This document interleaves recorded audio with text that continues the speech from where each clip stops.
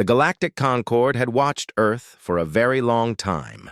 Their satellites hid behind asteroids. Their probes floated in the cold darkness between planets.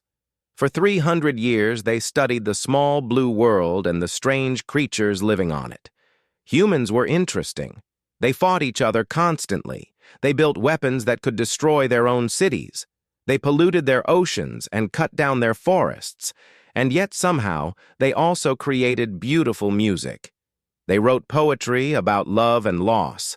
They sent tiny robots to other planets just to take pictures of rocks. The Concord did not understand humans, but they watched them anyway. Ambassador Vela of the Serani Federation was 212 years old. Her skin was pale blue, and her eyes were large and black like polished stones. She had spent her entire life studying primitive species and helping them join galactic society. She was patient. She was wise. She believed that all creatures deserved kindness. When humans finally discovered faster-than-light travel, Vela was not surprised. She had seen it coming for decades. The humans were clever. Too clever, perhaps. They learned things quickly and never stopped asking questions. "It is time," she told the Concord Council. "We must make contact." The Council agreed. They would send a diplomatic ship to meet the humans. They would offer trade routes and technology. They would give humanity a small seat at the edge of galactic politics. Nothing important, nothing powerful, just enough to keep them quiet and grateful. Delegate Torin from the Kelos hierarchy joined the mission. He was a reptilian creature with green scales and yellow eyes. Unlike Vela, he did not trust humans. He had spent 40 years studying their broadcasts, their history, their wars. "They are dangerous," Torin warned as their ship, the Whisper of Stars, prepared for departure. "They kill each other over small pieces of land. They invent new ways to cause suffering. They dropped nuclear bombs on their own kind." Vela nodded slowly. "Yes, they have done terrible things, but they have also done wonderful things. They are young, Torin. All young species make mistakes." "Mistakes?" Torin hissed. "They nearly destroyed themselves 3 times in 1 century. That is not a mistake. That is a pattern." "Then we will guide them," Vela said calmly. "We will show them a better way." The Whisper of Stars was beautiful. It was made of white crystal and silver metal. It glowed softly in the darkness of space, like a gentle star floating through the void. The ship had no weapons. It carried no soldiers. It was designed to show primitive species that the Concord came in peace. The message was sent to Earth through every channel the Concord knew. It was simple and clear. "A diplomatic vessel will arrive at neutral coordinates. Send your representatives. Bring no weapons." On Earth, the message arrived at midnight. Admiral Do-Yun Kang was sleeping when his communicator buzzed. He woke instantly, as he always did. 30 years in the military had trained him to sleep, light, and wake fast. He read the message twice, then got out of bed. Do-Hyun was 53 years old. His hair was gray, and a long scar ran down the left side of his face. He had fought in 3 interplanetary conflicts before anyone knew aliens existed. He had seen friends die. He had made hard choices. He had learned that the universe did not care about fairness or justice. It only cared about strength. He called Captain Yuna Park. Yuna answered on the second ring. She was already awake, already reading the same message. She was 31 years old, with sharp eyes and black hair cut short. People called her the Ice Captain because she never showed emotion in battle. She calculated, she planned, and she won. "They want us unarmed," Yuna said. Her voice was flat. "Yes, that is foolish." Do-Hyun smiled. It was a rare expression on his weathered face. "Very foolish. What do we do?" "We go to the council. We make them understand." The United Terran Council met the next morning. Presidents and prime ministers gathered in a great hall, their faces tense with fear and excitement. First contact. The moment humanity had dreamed about for centuries. And now, it was here. The debate lasted 7 hours. Some wanted to send a small shuttle with diplomats in nice suits. They wanted to appear humble, peaceful, harmless. They wanted to make a good impression. Others were afraid. What if it was a trap? What if the aliens wanted to conquer Earth? What if they were walking into their own destruction? Admiral Do-Yun stood before them and spoke. "We know nothing about these creatures," he said. "We do not know their intentions. We do not know their strength. We do not know if they are kind or cruel, honest or deceitful." He paused, letting his words settle.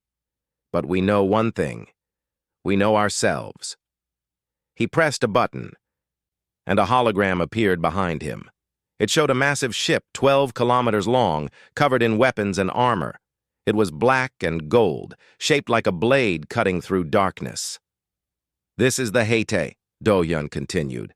"Titan-class dreadnought, the most powerful warship humanity has ever built. 60,000 soldiers, 200 fighter squadrons, enough firepower to crack a moon." He looked at the council members one by one. "They told us to bring no weapons. They did not tell us what ship to bring." The room was silent. Captain Yuna stepped forward. "We are not starting a war. We are preventing one. Throughout galactic history, weak species are conquered. Strong species are respected. We must show them what humanity is capable of." An old woman raised her hand. She was the president of the European Federation, gray-haired and serious. "And if they see this as a threat? If they attack us?" Do-Yun's voice was steady. "Then they were always going to attack us. Better to learn that truth with a warship at our back than a shuttle at our mercy." The vote passed. Humanity would send the HFY. Commander Ha-Jun Lee was 28 years old. He was brilliant with technology and systems. He had designed half of the HFY's intimidation protocols himself. When he heard the news, he laughed out loud. "They asked for diplomats," he said to his team. "They are getting a god." Chief Diplomat Suman Cho was different. She was 40 years old, with kind eyes and a warm smile. She had spent her career building bridges between nations. She believed in peace. She believed in understanding. But she also believed in being prepared. "We are not going to threaten them," she told Admiral Do-Hyun before departure. "We are going to talk. The ship is insurance, nothing more." Do-Hyun nodded. "Of course. But insurance only works if the other side knows you have it."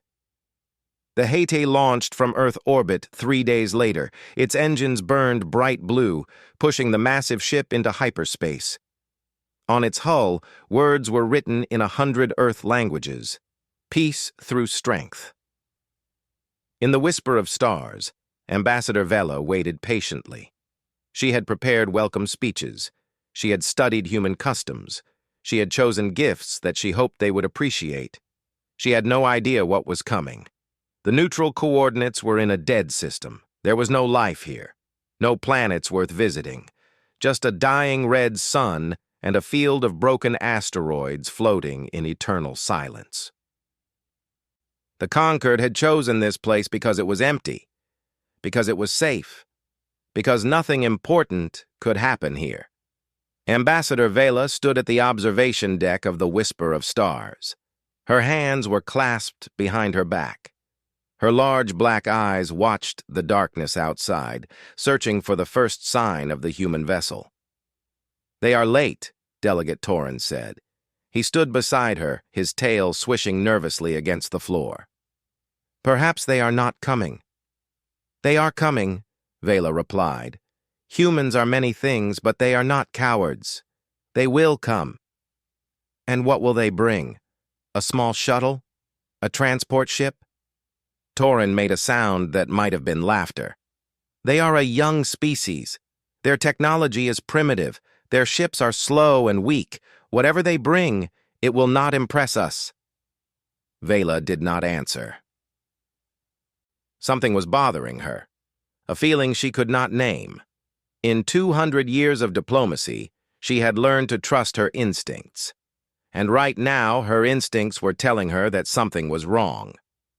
The ship's sensors began to beep.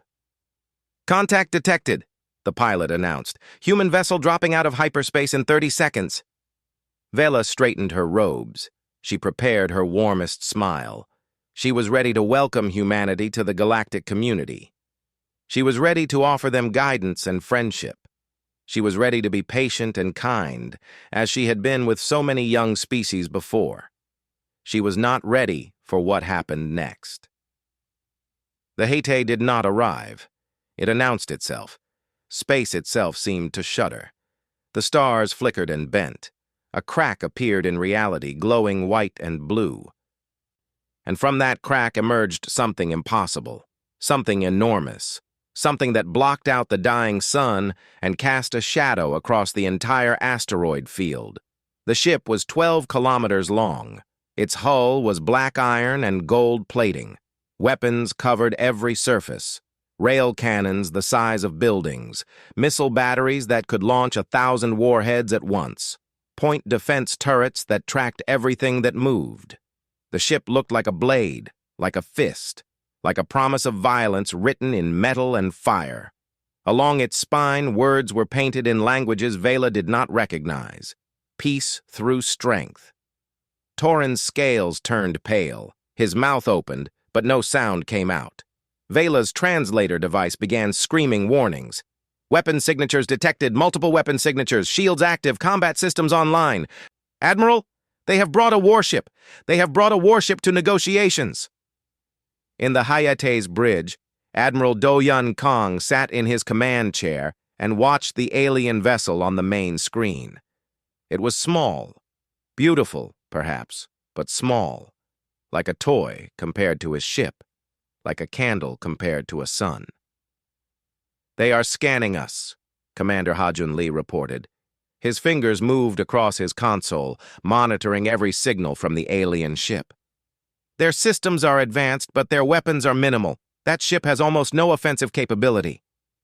"Let them scan," Do-Yun said calmly. "I want them to see everything." Captain Yuna Park raised an eyebrow. "Everything, Admiral?" "Everything.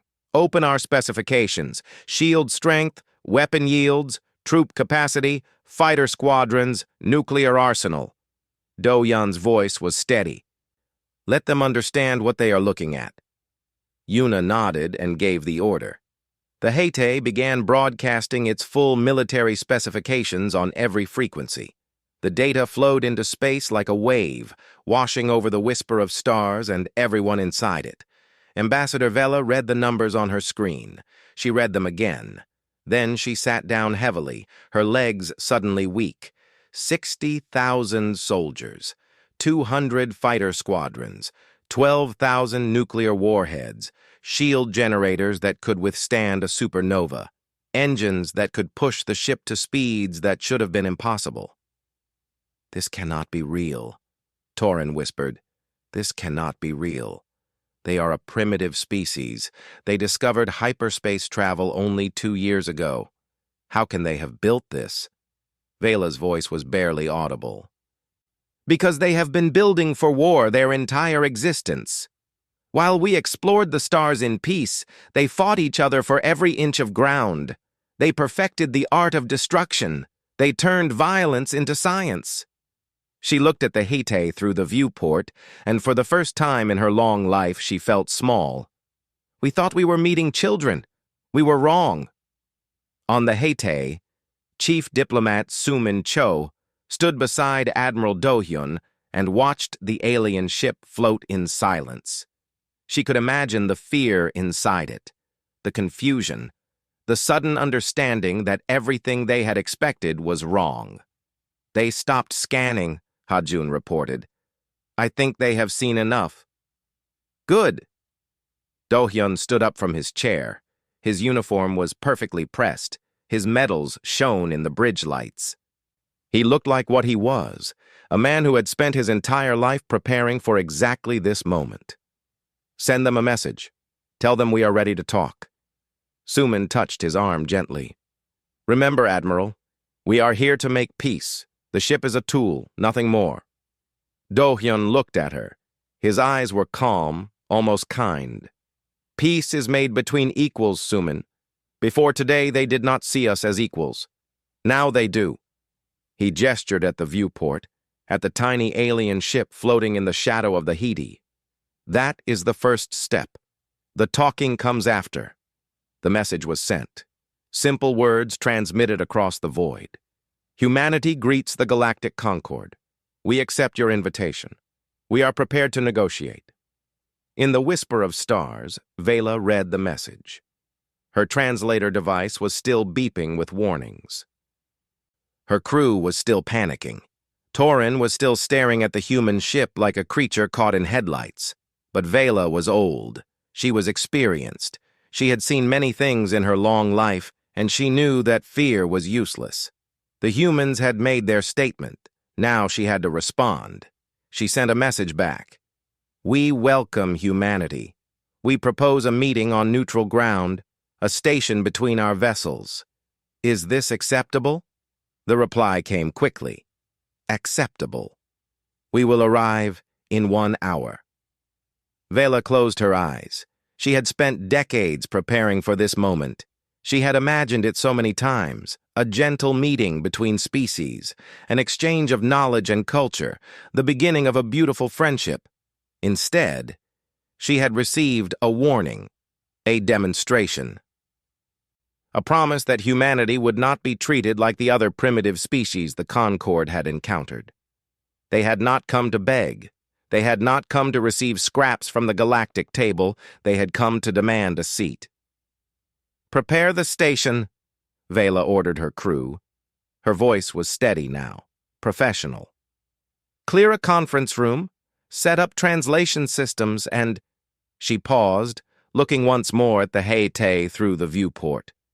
And tell the Concord Council that everything we thought we knew about humanity was wrong. Torin moved beside her. His voice was low and afraid. What do we do now? Vela took a deep breath. We negotiate. We listen. We try to understand what they want. She turned away from the viewport, her robes swishing softly. And we pray that they want peace. Because if they want war, Torin, I do not think we can stop them. The hour passed slowly. The neutral station was constructed from materials both ships provided. And when the time came, humanity walked through the doors with weapons in their hands and steel in their eyes. The galaxy would never be the same. The neutral station floated in the space between the two ships. It was small, built quickly from materials provided by both sides. Human steel and alien crystal joined together in an ugly patchwork. But it worked. It had air. It had gravity. It had a room where two species could meet and talk. Ambassador Vela arrived first. She brought Torin and 2 assistants. They wore formal robes in soft colors. They carried no weapons. They set up chairs around a circular table and waited. Then the humans arrived. Admiral Do-hyun Kang walked through the door first. Behind him came 12 soldiers in powered exoskeletons. Each suit was 3 meters tall, made of dark metal and glowing blue lights. Each soldier carried a rifle that hummed with energy. They moved in perfect formation, their heavy boots shaking the floor. Vela forced herself to remain calm. She had dealt with aggressive species before. She had faced threats and bluffs. She would not show fear. Behind the soldiers came Captain Yuna Park. Her uniform was dark gray, perfectly fitted. Her eyes scanned the room once, twice, 3 times. She was looking for danger, looking for threats, looking for anything that might hurt her people. And finally, Chief Diplomat Sumin Cho entered. She was different from the others. Her smile was warm. Her eyes were kind. She walked with the easy grace of someone who had spent years making strangers feel comfortable. Ambassador Vela, Sumin said, bowing slightly. Thank you for meeting with us. Earth is honored by the Concord's invitation. Vela nodded, grateful that at least one human seemed peaceful. We are pleased you accepted. Please sit. Let us talk. The soldiers did not sit. They took positions around the room, their weapons held ready. Admiral Do-hyun sat at the table, his scarred face expressionless. Captain Yuna stood behind him, watching everything with her cold eyes. Only Suman sat normally, her hands folded gently on the table. Torin could not contain himself. His scales rippled with anger. You brought weapons to peace talks. You brought soldiers to diplomacy. This is an insult to the conquered. Suman's smile did not fade. We brought protection. The galaxy is dangerous. Surely you understand. Your own records show 12 species were conquered after their first contact. She tilted her head slightly. They came unarmed. They came trusting. They died or became slaves. Her voice was still warm, still friendly. We chose differently. Vela raised a hand to calm Torin. Let us move forward. The Concord is prepared to offer humanity trade routes through Sector 7. Mining rights to 3 asteroid belts, access to basic galactic technology. This is a generous offer for a new species. Silence. Admiral Do-hyun spoke for the first time. His voice was deep and calm. We want Sector 4. Vela blinked. She was sure she had heard wrong. Sector 4? Yes. Sector 4 contains the richest resource belts in the quadrant. It has been controlled by the conquered for 10,000 years. No newcomer species has ever been granted access to Sector 4. Vela's voice was careful, measured. What you ask is unprecedented. Captain Yuna's voice came from behind Do-hyun, quiet but sharp. So is our ship. Torin stood up suddenly. His claws scraped against the table. This is ridiculous. You arrive with weapons pointed at our heads and demand the most valuable territory in the quadrant? Who do you think you are? Admiral Do-hyun looked at Torin. His eyes were steady, unafraid. We are humanity, and we do not accept scraps from anyone's table. The room was very quiet. The soldiers stood motionless. The aliens stared at the humans. The humans stared back. Suman broke the silence with her gentle voice. Perhaps we should explain our position more clearly. She pulled a small device from her pocket and placed it on the table. A hologram appeared, showing a star map. The Concord controls most of the known galaxy. You have trade routes, military bases, and political alliances spanning thousands of systems. Humanity controls one planet, one solar system. We are small. We are young. We are surrounded by powers that could crush us without effort. She moved her hand, and the map shifted to show Earth, a tiny blue dot in a vast ocean of stars. In this situation, a weak species would beg for protection. They would accept whatever scraps were offered. They would be grateful for any attention at all. Suman smiled softly. But humanity is not weak. We have spent our entire history fighting for survival, against nature, against each other, against everything that tried to destroy us. We have learned that no one gives power freely. It must be taken. Admiral Do-hyun continued where she stopped. We built the Hayate in secret.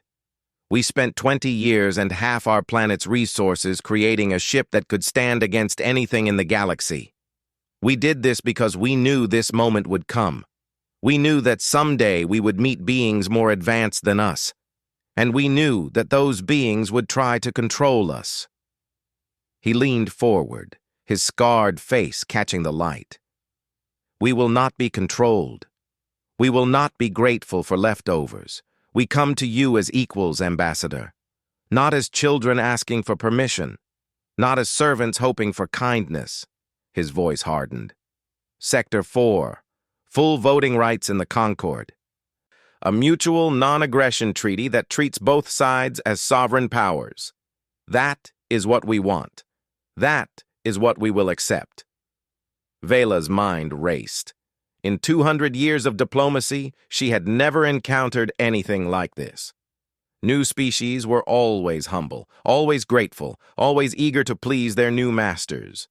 These humans were something else entirely. "And if we refuse?" she asked quietly. Admiral Do-hyun did not blink. "Then we leave. We return to Earth. We build more ships like the Hite. We strengthen our defenses. We wait." He paused. "And when the Concorde finally decides to come for us, we will be ready." "You would start a war over this?" "No."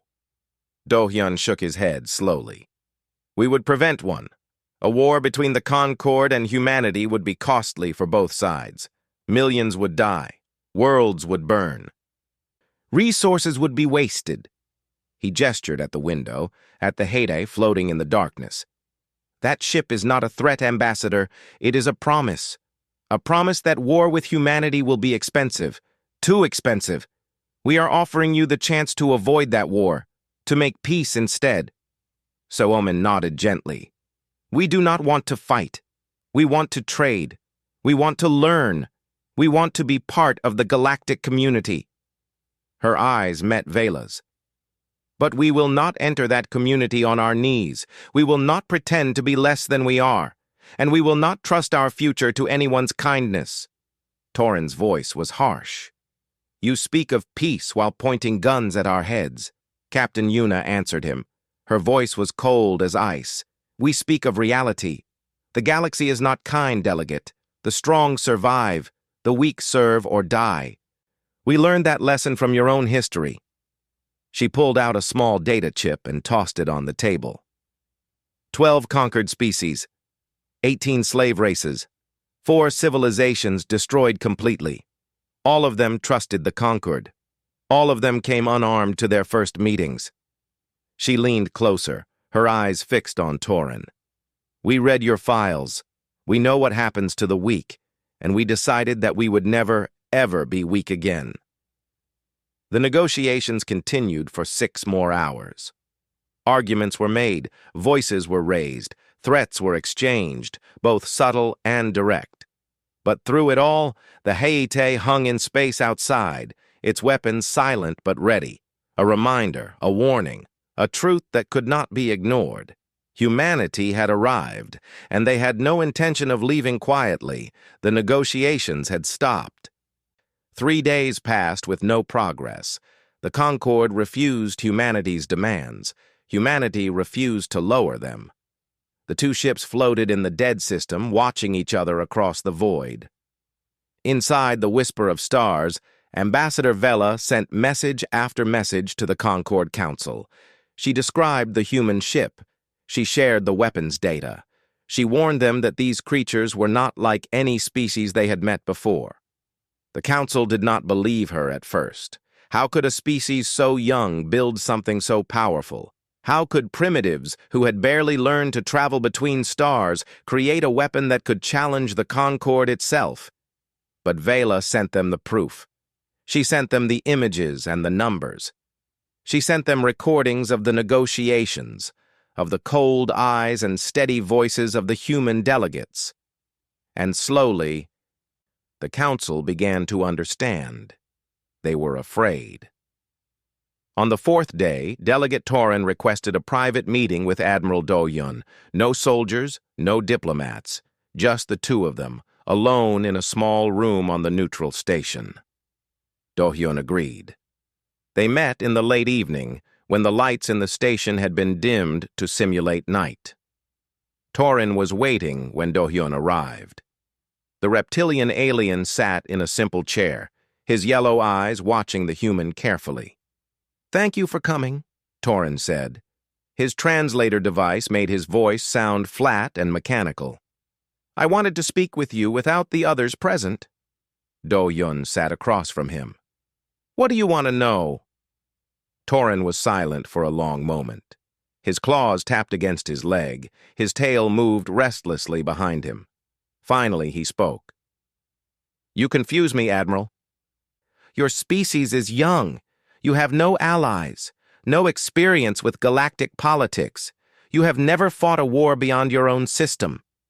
His eyes narrowed.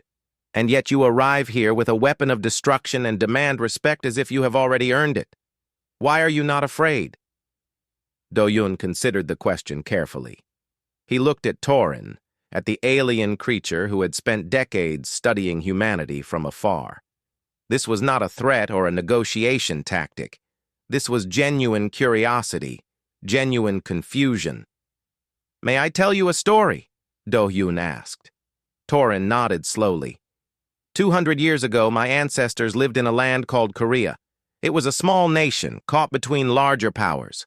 For centuries, my people were invaded, conquered, occupied. Their language was forbidden. Their culture was nearly destroyed. Do-Hyun's voice was calm. But there was something heavy beneath it.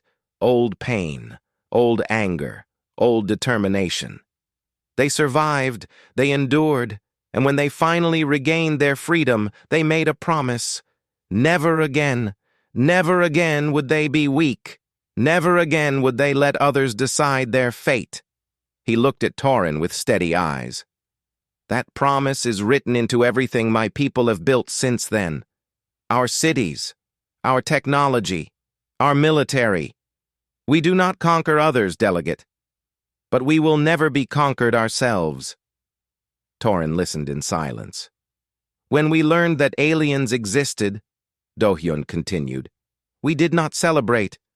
We did not dream of friendship and cooperation. We looked at the galaxy and saw what it truly was. Dangerous, competitive, full of species that had built empires by conquering the weak. He gestured toward the window, toward the invisible stars beyond. We saw your records, the species that were enslaved, the civilizations that were erased, the young races that trusted their new friends and paid for that trust with their freedom. He leaned forward slightly. We looked at all of that, delegate. We studied it. We learned from it. And we decided that we would not be another name on that list. We would not be a footnote in galactic history. We would not kneel to anyone. Torin's translator crackled softly. So you built a warship. We built many things. Schools, hospitals, farms, cities, art, music. A civilization worth protecting. Do-Hyun's voice softened slightly. The Haite is not who we are, delegate. It is simply what we built to keep who we are safe. The room was very quiet. Outside, the two ships floated in darkness. Inside, two creatures from different worlds tried to understand each other. We have a word in my language, Torin said slowly. It means something like stubborn pride. It is usually considered a weakness, a flaw that leads species to destruction. We have a similar word. Several, actually. Do-Hyun smiled slightly. But we also have a word for the opposite, for species that surrender their pride, that give up their identity to survive, that become servants instead of equals. His smile faded. We call them extinct. Torin made a sound that might have been laughter. You are very strange creatures, humans. Yes, we are. The Council is afraid of you. Good. Fear prevents wars. And if fear turns to hatred, if the Concord decides that humanity is too dangerous to exist, if they unite against you, Do-Yun did not look away. Then we will fight, and we will lose probably. Your Concord is vast, your resources are endless. Against the full might of galactic civilization, one species cannot survive. He paused. But we will make that victory costly, delegate. We will burn worlds before we fall. We will destroy fleets before we are defeated. We will make sure that anyone who attacks humanity remembers the price they paid. His voice was quiet but filled with iron. And perhaps after we are gone, other young species will look at our example. They will see what we built, what we fought for, what we died for, and maybe they will find the courage to stand up too. He met Torin's eyes. That is the human way, delegate. We do not surrender. We do not kneel. And even in death, we resist. Torin was silent for a long time. His yellow eyes studied the human before him. This scarred old soldier who spoke of destruction and extinction with the calm voice of someone discussing the weather. "I believe you," Torrin said finally. "I believe that you would burn the galaxy before you would serve it." "Yes. That is terrifying, Admiral." "It is meant to be." Torrin stood slowly. His scales shifted in the dim light. "I will speak to Ambassador Vela. I will recommend that we accept your terms." He paused at the door. "Not because I agree with your methods, not because I think you are right, but because I have studied your species for 40 years, Admiral. I know what you are capable of." Doyun stood as well. "What are we capable of?" Torrin's translator buzzed softly. "Anything, everything. You are a species without limits, without boundaries. You will achieve whatever you decide to achieve, destroy whatever stands in your way." His yellow eyes glowed in the darkness. "The Concord thought it was meeting primitives today. Instead, we met monsters. We prefer the term survivors." "Perhaps there is no difference." Torrin left the room. Doyun stood alone for a moment, looking out at the stars. He thought about his ancestors, about the wars they had fought, the suffering they had endured, the promise they had made. Never again. He thought about the future, about humanity spreading across the stars, about the challenges they would face, the enemies they would make, the choices they would have to live with. It would not be easy, it would not be clean, but it would be theirs. He walked back to the Hete, his steps steady in the artificial gravity. Behind him, the negotiations would resume tomorrow. The conquered would bend, humanity would rise, and the galaxy would learn to respect the monsters from the small blue world. The conquered yielded. It happened on the 5th day, in the same small room where they had argued for so long. Ambassador Vela sat across from Chief Diplomat Suman, a document floating between them on a holographic display. The words glowed softly in the dim light.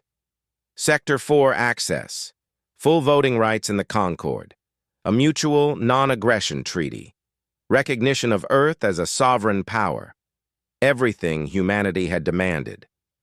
Vela's hands did not shake as she signed the document. Her voice did not break. But inside, she felt something she had not felt in 200 years of diplomacy. Defeat. "The Concord accepts your terms," she said quietly. "Humanity is now a full member of the galactic community. You have what you wanted." Soman nodded. Her warm smile was still in place, but her eyes showed something deeper. Understanding, perhaps, or sympathy. "Ambassador, I know this was difficult. I know we came here in a way that seemed aggressive, even threatening." She leaned forward slightly. "But please believe me when I say that we do not want to be your enemies. We want to be your partners." Vela looked at her.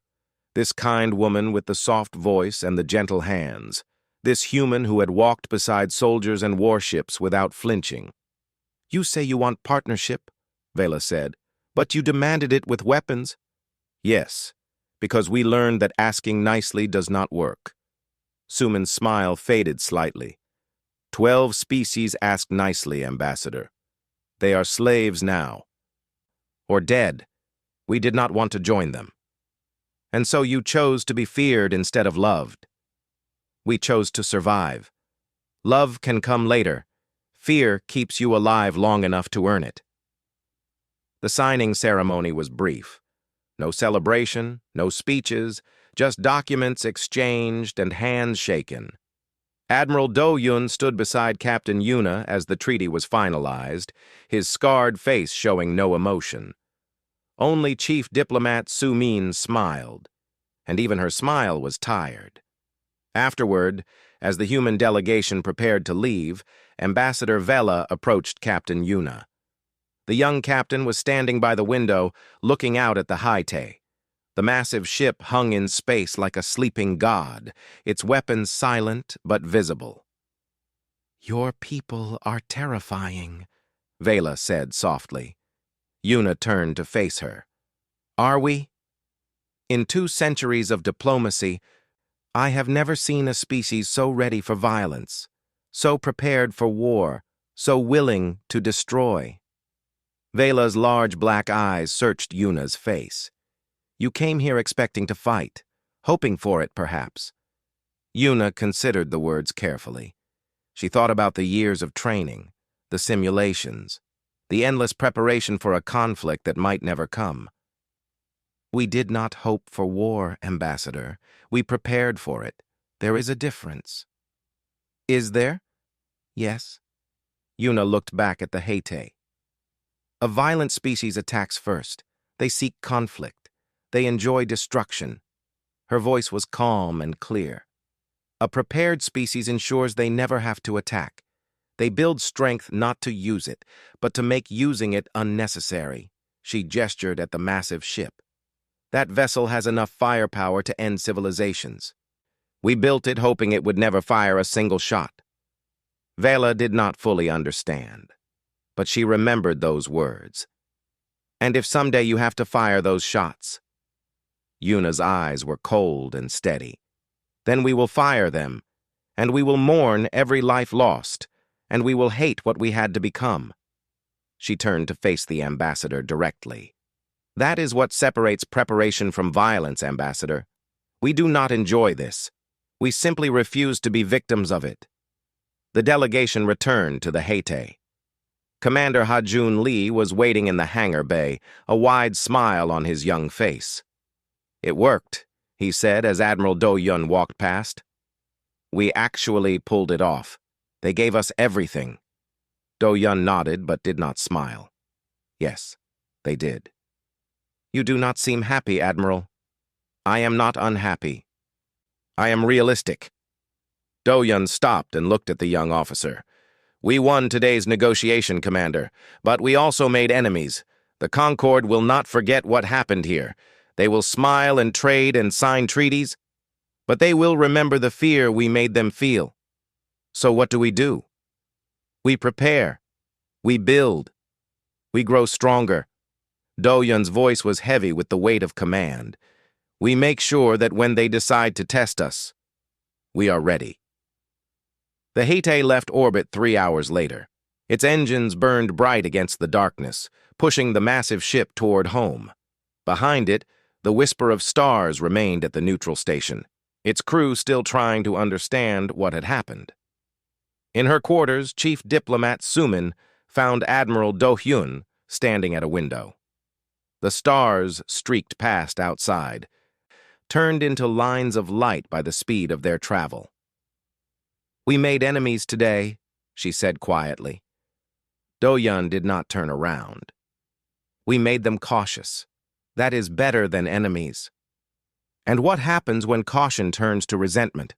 When they unite against us? Then we will face them. Do Hyun's reflection stared back at him from the glass. An old man, a tired man, a man who had carried the weight of his species on his shoulders for one impossible day. Humanity has faced worse odds, Sumin. We have survived ice ages, plagues, wars that killed millions. We always find a way. Always. Always. He finally turned to face her. I do not know what the future holds. I do not know if we will be heroes or villains in the history books of the galaxy. But I know one thing for certain. What? We will survive, whatever comes. Whatever the cost, humanity will endure. His eyes, tired but determined, met hers. That is the promise we made. That is the promise we keep. Sumin was quiet for a moment. Then she laughed softly. Is that humanity's answer to everything? Just survive? No. Our answer is to thrive. The survival is just how we ensure it. The Hete continued toward Earth. Behind it, news of the treaty spread across the galaxy. Species that had never heard of humanity now spoke the name with fear. The Concord Council met in emergency sessions, debating what this new power meant for the balance of the galaxy. In the Serrani Federation, Ambassador Vela wrote her final report on the human species. She described their ships and their weapons. She described their cold eyes and steady voices. She described a people who had looked at a galaxy full of predators and decided to become predators themselves. At the end of her report, she wrote a warning. Do not underestimate them. Do not provoke them. Do not give them a reason to return with more ships and bigger weapons. They are young, but they learn fast. They are small, but they build quickly. They are alone, but they do not fear us. And that, perhaps, is the most dangerous thing of all. On Earth, the Hite arrived to celebration. Crowds gathered to watch the massive ship descend through the atmosphere. Children pointed at the sky. Parents wept with relief and pride. The world that had spent so long afraid of the stars now looked up at them with new hope. Admiral Doyon stood on the bridge as the ship settled into its dock. He looked at the world below. The cities and the forests, the oceans and the mountains, the small blue planet that had produced a species stubborn enough to challenge the entire galaxy. What happens now? Captain Yuna asked beside him. Do-hyun thought about the question. He thought about the future stretching out before them, the allies they would need to make, the enemies they would have to face, the choices that would define humanity for generations to come. Now we build more ships, he said quietly.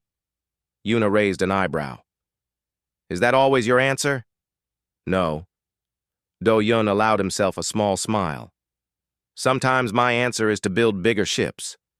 She laughed despite herself. The Hate powered down. Its mission was complete. But somewhere in the galaxy, other species were watching, learning, planning. They had met humanity today. They had seen what one small planet could build, what one determined species could achieve. And for the first time in 10,000 years, the ancient powers of the galaxy felt something they had long forgotten. Fear. The age of human expansion had begun, and the universe would never be the same.